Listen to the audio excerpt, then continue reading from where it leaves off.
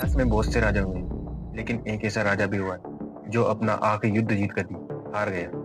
जीतने के बाद जिसने अपनी तलवार फेंक दी, उस राजा का नाम था चक्रवर्ती सम्राट अशोक। और ये कहानी उसके आखिरी युद्ध कलिंग के युद्ध की। सम्राट अशोक मौर्य वंश का सबसे पावरफुल शासक था और उसकी राज्य की सीमाएं अफगानिस्तान से लेकर बंगाल तक थी।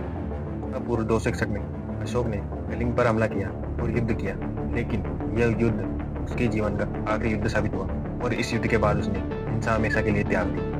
अधिकारों के अनुसार इस युद्ध में 1 लाख से अधिक लोग मारे गए और 1.5 लाख से अधिक लोग बंदी बनाए गए। इन सबको देखकर अशोक रणभूमि में गया तो उसने वहां पर मरे हुए लोग के बच्चे रोते हुए और घायल सैनिकों की चीखें सुनी। तब उसके मन में भाव पैदा हुआ। कल अशोक बहुत दुखी हुआ और उसने ये सोचा कि यह कोई युद्ध की जीत नहीं, यह है एक भारी विनाश की। नींदें उड़ गई थी और उसने अपने शिलालेख में ये लिखा है कि कलिंग के युद्ध से राजा को भारी शोक हुआ। सब घटित होने के बाद अशोक ने हिंसा को त्याग दिया और बौद्ध धर्म अपनाया। के बाद अशोक ने अपने राज्य में जीव हत्या पर रोक लगा दी और ऐसी कोई भी गतिविधि जो हिंसा के प्रति आक्रामक है उस पर रोक लगा दी। अशोक के जीवन का आखिरी युद्ध साबित हुआ। यह अशोक के जीवन की सबसे बड़ी हार थी और इसी हार ने सम्राट अशोक को महान सम्राट अशोक बना दिया।